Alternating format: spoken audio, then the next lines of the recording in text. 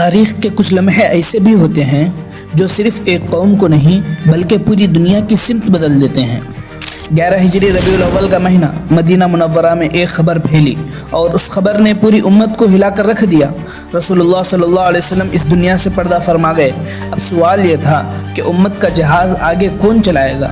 کوئی وصیت نہیں، کوئی تحریری حکم نہیں، صرف ایک کربناک خلا، اور اسی خلے میں اسلامی تاریخ کا سب سے اہم فیصلہ کیا گیا۔ آج ہم اس پورے واقعے کو تاریخی، علمی اور غیر جانبدار نظر سے دیکھیں گے۔ 8 جون 32 عیسوی یہ وہ دن تھا جسے تاریخ کبھی نہیں بھول سکتی۔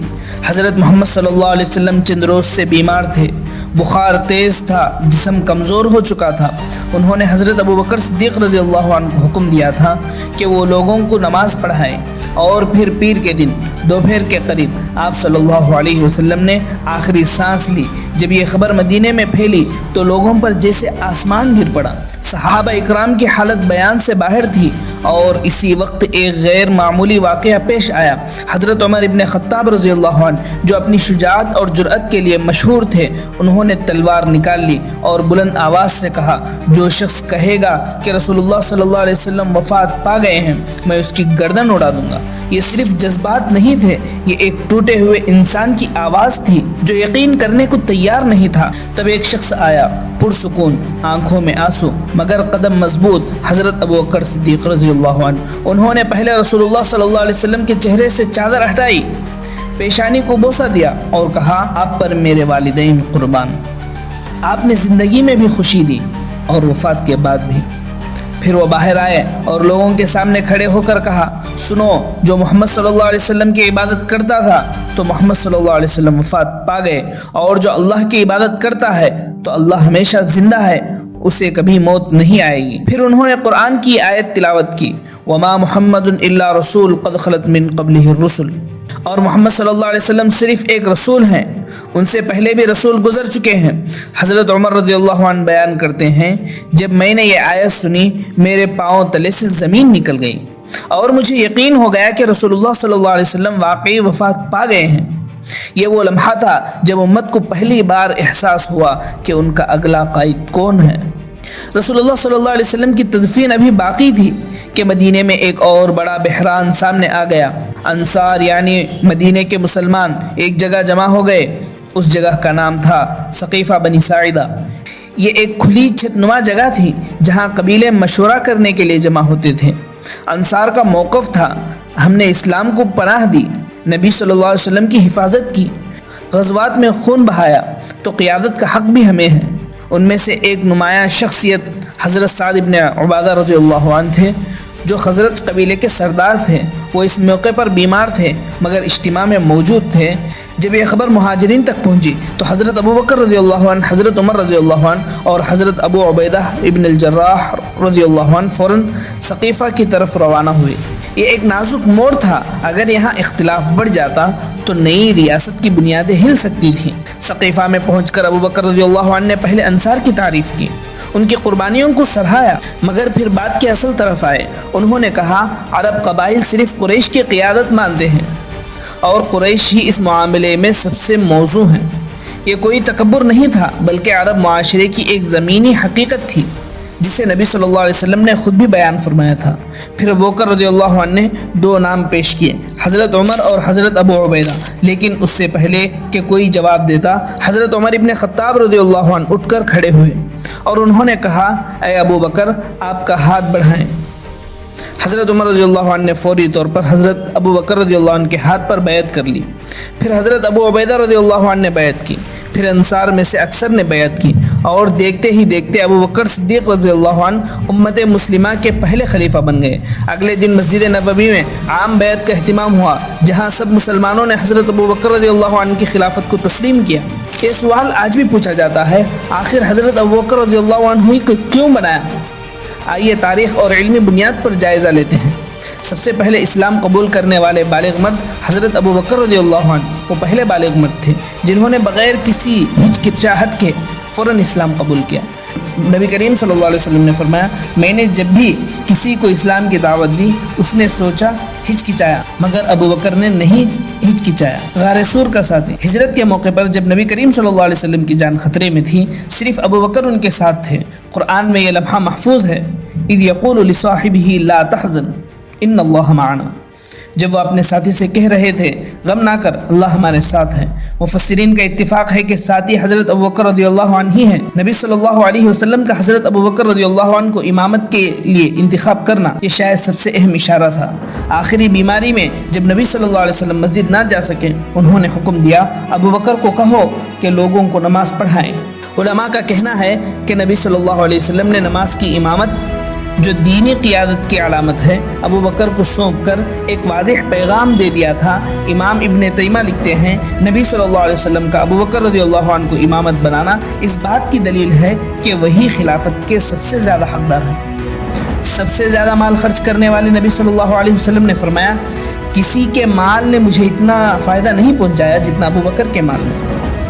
انہوں نے کتنے ہی غلاموں کو آزاد کیا، کتنے غریبوں کی مدد کی، اسلام کے ابتدائی دنوں میں اپنا سب کچھ لگایا، علم اور سمجھ میں سب سے آگے۔ علامہ ذہبی رحمۃ اللہ علیہ لکھتے ہیں، حضرت ابو بکر رضی اللہ عنہ تمام صحابہ میں دین کی سمجھ میں سب سے زیادہ گہرے تھے۔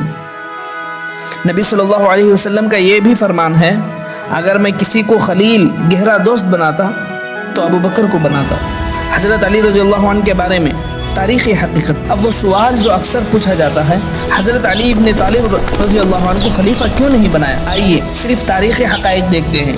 حضرت علی رضی اللہ عنہ کی اہمیت۔ حضرت علی ابن ابی طالب نبی صلی اللہ علیہ وسلم کے چچا زاد بھائی تھے، نبی صلی اللہ علیہ وسلم کے بیٹی حضرت فاطمہ رضی اللہ عنہ کے شوہر تھے، بچپن سے نبی کریم صلی اللہ علیہ وسلم کے گھر میں پلے پڑے، بہادری، علم اور زہد میں اپنی مثال آپ تھے، کوئی ان کی عظمت پر سوال نہیں اٹھاتا۔ ثقیفہ کے وقت ان کی غیر موجودگی، تاریخی روایت بتاتی ہے کہ حضرت علی رضی اللہ عنہ اس وقت رسول اللہ صلی اللہ علیہ وسلم کی تجہیز و تکفین میں مصروف تھے۔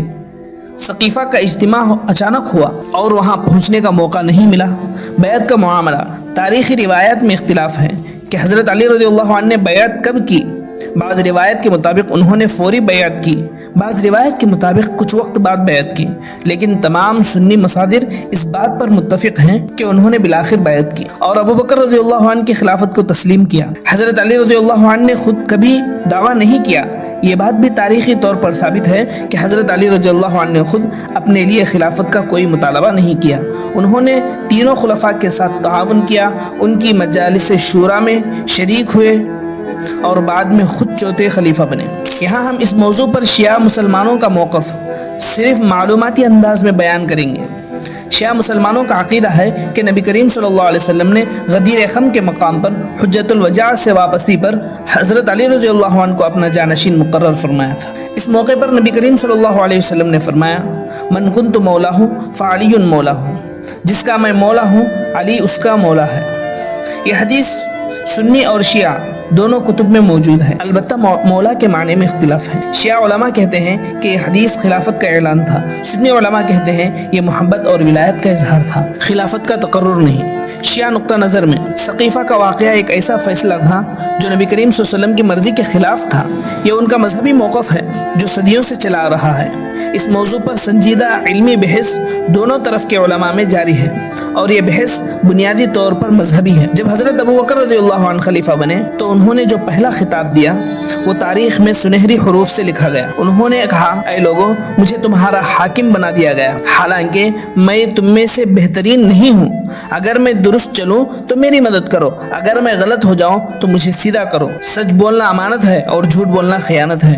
تم میں کمزور وہ ہے جو میرے نزدیک طاقتور ہے، یہاں تک کہ میں اس کا حق دلا دوں، اور تم میں طاقتور وہ ہے جو میرے نزدیک کمزور ہے، یہاں تک کہ میں اس سے حق لے لوں۔ جب تک میں اللہ اور اس کے رسول صلی اللہ علیہ وسلم کی اطاعت کروں تم میری اطاعت کرو، اور جب میں اللہ کی نافرمانی کروں تو تم پر میری اطاعت لازم نہیں ہے۔ کیا یہ الفاظ کسی عام انسان کے منہ سے نکل سکتے ہیں؟ حضرت ابو بکر رضی اللہ عنہ صرف 2.5 سال خلیفہ رہے، مگر اس مختصر عرصے میں انہوں نے وہ کام کیے جو تاریخ نہیں بھلا سکتی۔ ردہ کی جنگیں، रसूलुल्लाह सल्लल्लाहु अलैहि वसल्लम की वफात के बाद कबाइल ने इस्लाम छोड़ दिया, बाज ने ज़कात देने से इनकार किया, बाज ने झूठे नबियों की पैरवी शुरू कर दी। उस वक्त हजरत अबू बकर रज़ियल्लाहु अन्हु ने पूरी कुव्वत से फैसला किया, अल्लाह की कसम मैं उस शख्स से जरूर लड़ूंगा जो नमाज और ज़कात में फर्क करेगा। ये एक ऐसा फैसला था जिस पर शुरू में बाज सहाबा भी मुतरद्दिद थे, मगर अबू बकर रज़ियल्लाहु अन्हु की साबित कदमी ने इस्लामी रियासत को बिखरने से बचा लिया। कुरान मजीद की तदवीन जंग यमामा में जब बहुत से हुफ्फाज शहीद हुए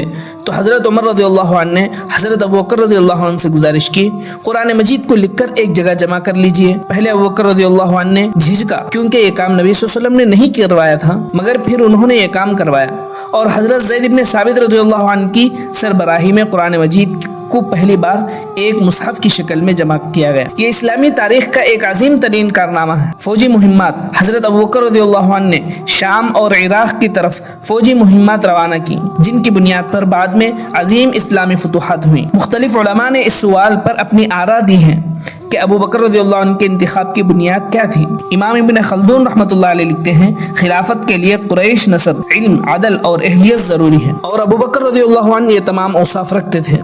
इमाम गज़ाली रहमतुल्लाह अलैह लिखते हैं, अबू बकर रज़ियल्लाहु अन्हु का इंतिखाब सहाबा इकराम के इजमा पर हुआ और इजमा हुज्जत है। सकीफा का वाक़या एक जमहूरी मशावरत की मिसाल थी जिसमें मुख्तलिफ गिरोहों ने मिलकर फैसला किया। तो आज हमने देखा कि हज़रत अबू बकर सिद्दीक़ रज़ियल्लाहु अन्हु का इंतिखाब किसी साजिश का नतीजा नहीं था, किसी एक शख्स का फैसला नहीं था, एक ऐसे इंसान का इंतिखाब था जो सबसे पहले ईमान लाया, सबसे ज्यादा कुर्बानी दी।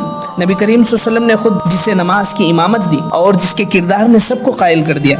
तारीख का यह फैसला जज्बात से नहीं, अकल और हिकमत से हुआ था और इसी फैसले ने इस्लाम के पहले और नाजुक तरीन दौर में उम्मत को एक रखा और इस्लाम को आगे बढ़ाया।